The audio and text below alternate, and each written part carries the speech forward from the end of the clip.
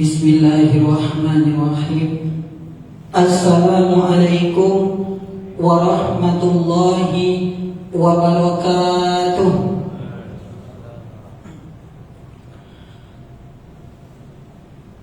Alhamdulillahilladzi khalaqas samawati wal ardh wa ja'ala az-zulumati wan nur thumma alladhina kafaru bi rabbihim ya'dilun.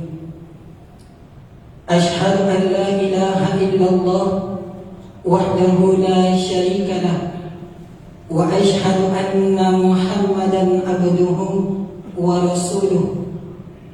Allahumma salli wa sallim wa barik ala Muhammad wa ala alihi wa sahbihi wa man ihtada bi hudahu ila yaumil qiyamah.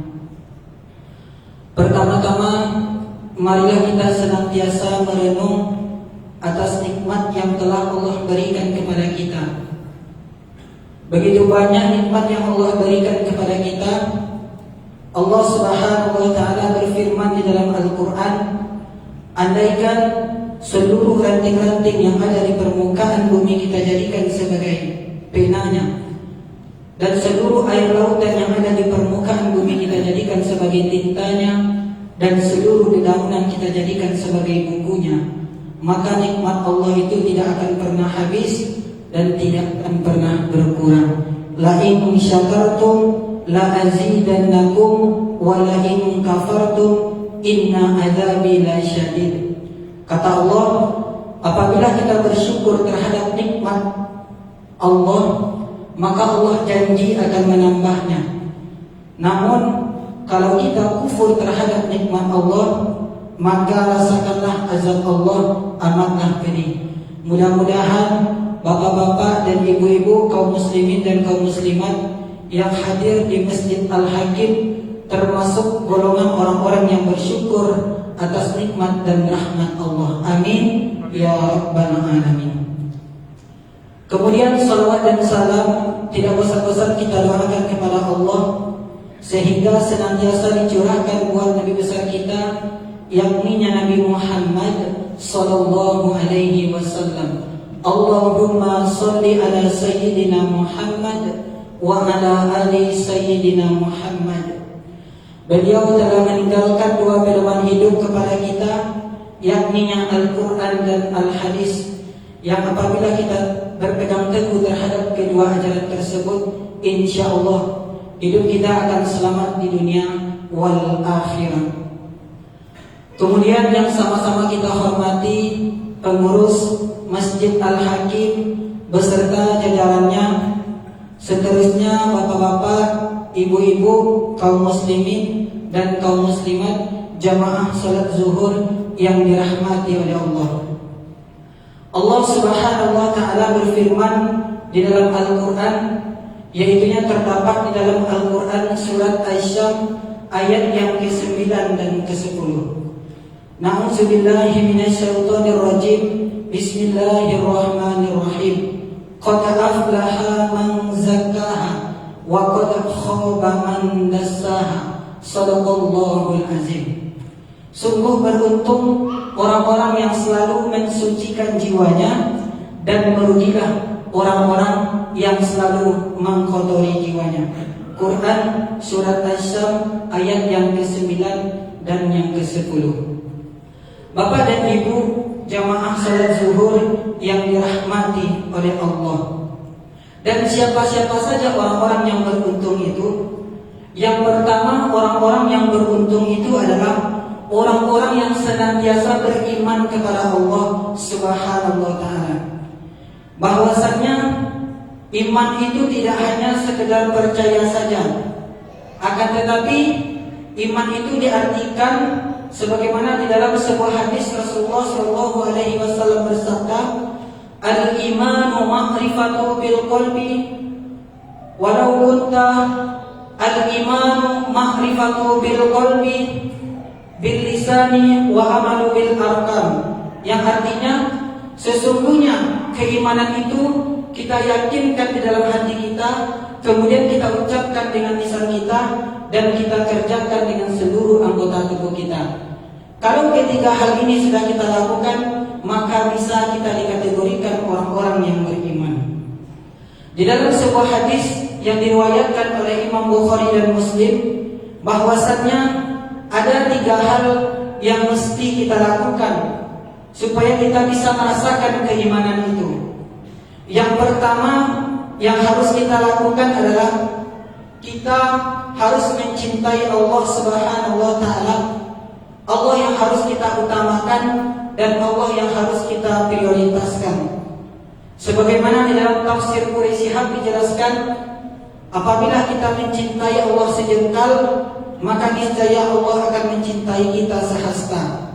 Apabila kita mencintai Allah secara berjalan, maka niscaya Allah akan mencintai kita secara berlari.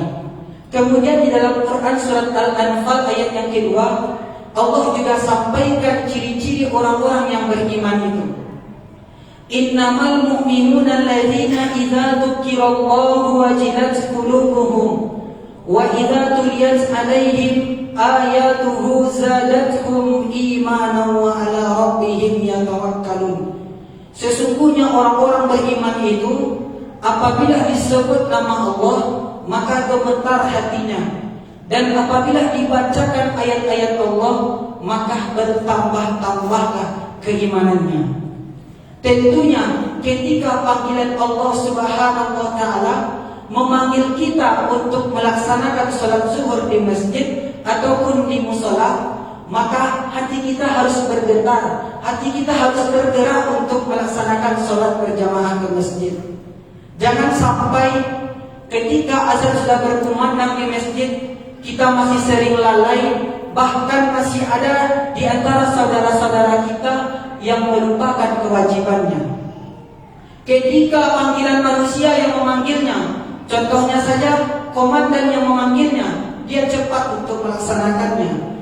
Ketika bos yang memanggilnya, dia cepat untuk menghadap. Akan tetapi ketika panggilan Allah Subhanahu wa taala yang memanggilnya untuk melaksanakan sholat berjamaah ke masjid, dia masih lalai dan bahkan melupakan kewajibannya. Kalau seperti ini yang kita lakukan, artinya kita belum benar-benar mencintai Allah Subhanahu wa taala secara kafah, secara menyeluruh atau secara total. Bapak dan Ibu jamaah salat zuhur yang dirahmati oleh Allah. Kemudian yang kedua, hal yang harus kita lakukan agar kita bisa mendapatkan keimanan itu adalah kita harus benar-benar mencintai baginda Rasulullah sallallahu alaihi wasallam.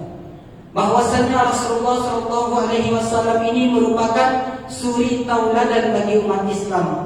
Kita harus mencontoh sikap yang telah diajarkan oleh Rasulullah sallallahu alaihi wasallam. Begitu besarnya cinta Rasulullah sallallahu alaihi wasallam kepada kita, bahkan ketika beliau hendak meninggal dunia, apa yang beliau sebutkan, apa yang beliau ucapkan, ummati, ummati, ummati. Bagaimana keadaan umatku setelah aku meninggal dunia nanti? Tentunya kita sebagai umat Nabi Muhammad SAW, kita harus benar-benar memuliakan baginda Rasulullah.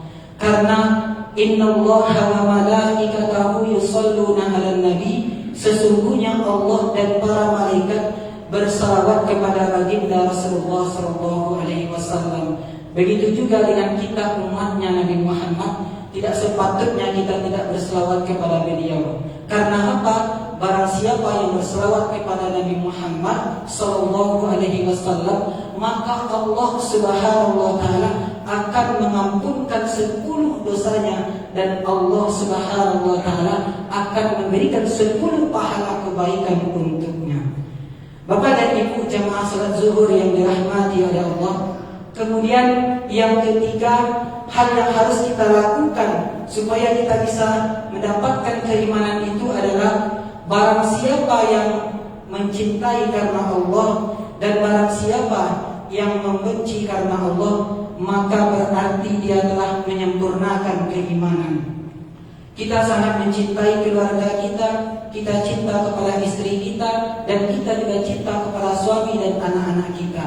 Akan tetapi kita harus ingat kecintaan kepada keluarga kita, kecintaan kepada istri, kecintaan kepada suami, dan kecintaan kepada anak itu harus dilandaskan karena kecintaan kepada Allah Subhanahu wa Ta'ala. Jangan sampai kita mencintai keluarga kita, kita mencintai suami kita, dan kita mencintai istri kita karena pangkatnya, karena hartanya, karena jabatannya. Akan tetapi kita niatkan karena ketaatannya kepada Allah Subhanahu wa Ta'ala, karena dia rajin melaksanakan sholat, karena dia rajin melaksanakan puasa, karena dia rajin melaksanakan zakat, dan melaksanakan ibadah-ibadah yang lainnya. Bapak dan Ibu jemaah sholat zuhur yang dirahmati oleh Allah, itu yang pertama, orang-orang yang beruntung. Kemudian siapa lagi orang-orang yang beruntung itu? Orang-orang yang beruntung yang kedua adalah orang-orang yang selalu bertakwa kepada Allah Subhanahu wa Ta'ala. Bahwasanya takwa ini merupakan derajat yang paling tinggi di sisi Allah, dan orang yang paling mulia di antara kamu itulah orang-orang yang bertakwa kepada Allah. Kemudian takwa ini juga diartikan sebagai takut kepada Allah Subhanahu wa Ta'ala. Takut di sini bukan kita menghindar, bukan kita menjauh, akan tetapi takut yang dimaksud di sini adalah bagaimana cara kita mendekatkan diri kita kepada Allah Subhanahu wa Ta'ala. Karena apa? Karena Imam Al-Ghazali pernah berkata bahwasanya keimanan itu tidak bisa kita ketakwaan itu tidak bisa kita melihatnya. Akan tetapi ketakwaan itu dapat kita rasakan di dalam hati kita, dapat kita rasakan di dalam kalbu kita, dan dapat dirasakan di dalam diri kita masing-masing. Karena apa? Karena ada 4 ciri-ciri orang-orang yang bertakwa menurut Imam Al-Ghazali. Yang pertama, orang-orang yang bertakwa adalah orang-orang yang selalu memiliki sifat tawadu, sifat rendah diri, bahwasanya kita ini di hadapan Allah sama. Tidak ada yang perlu kita sombongkan. Di atas langit masih ada langit, dan di atas orang kaya masih ada orang kaya. Yang kedua, ciri-ciri orang yang bertakwa itu adalah orang-orang yang memiliki sifat qanaah. Qanaah di sini adalah orang-orang yang menerima atas apa yang ditetapkan oleh Allah Subhanahu wa Ta'ala. Dengan artian kita tetap berikhtiar, kita tetap berusaha dan mencari jalan keluar. Kalau kita sudah berikhtiar dan berusaha, apapun yang ditetapkan oleh Allah Subhanahu wa Ta'ala kepada kita, maka itulah yang terbaik untuk diri kita. Bapak dan Ibu jemaah salat zuhur yang dirahmati oleh Allah. Kemudian yang ketiga, ciri-ciri orang yang bertakwa itu adalah orang-orang yang memiliki sifat wara'. Sebagaimana Allah Subhanahu wa Ta'ala berfirman di dalam Al-Quran surat At-Tahrim ayat yang ke-6, Ya ayyuhalladzina amanu qu anfusakum wa ahlikum nar. Wahai orang-orang yang beriman, peliharalah dirimu dan keluargamu dari api neraka. Yang ditekankan di sana adalah diri kita. Bagaimana cara kita menjaga diri kita supaya tidak terjerumus kepada perbuatan yang salah, perbuatan yang subhat, dan perbuatan yang batil. Kalau kita sudah bisa menjaga diri kita, tentunya kita akan bisa menjaga keluarga kita. Kalau kita belum bisa menjaga diri kita, bagaimana mungkin kita bisa menjaga keluarga kita? Kemudian yang terakhir, ciri-ciri orang-orang yang bertakwa itu, bahwasanya orang-orang yang bertakwa itu dia memiliki sifat yakin. Dia memiliki sifat keyakinan di dalam dirinya bahwasanya Allah Subhanahu wa Ta'ala akan selalu bersama-sama dengannya, akan selalu menjaganya, dan akan selalu melindunginya. Makanya ketika kita sedang sholat, untuk mendapatkan kekhusyukan di dalam sholat itu, sebagaimana dijelaskan dalam hadis Rasulullah, ketika kita sholat, maka kita harus membayangkan seakan-akan ketika kita sedang sholat itu kita sedang melihat Allah Subhanahu wa Ta'ala. Kalau ini tidak bisa kita lakukan, maka kita bayangkan seakan-akan Allah Subhanahu wa Ta'ala sedang melihat kita di dalam sholat kita. dan semoga kita semua bisa mendapatkan kekhusyukan di dalam salat. Maka inilah orang-orang yang beruntung itu. Yang pertama, orang-orang yang beriman kepada Allah, dan yang kedua, orang-orang yang bertakwa kepada Allah. Dan siapa orang-orang yang merugi? Orang-orang yang merugi itu adalah orang-orang yang tidak mau beriman kepada Allah, dan orang-orang yang juga tidak mau takwa kepada Allah Subhanahu wa ta'ala. Inilah yang dapat kita sampaikan pada siang hari ini. Semoga atas apa yang kita sampaikan ini bermanfaat bagi kita, hendaknya dapat kita ambil ibrahnya dan dapat kita jadikan panutan dalam kehidupan sehari-hari. Billahi fi sabilil haq fastabiqul khairat man wal qalami wa ma yasturun. Wassalamu alaikum warahmatullahi wabarakatuh.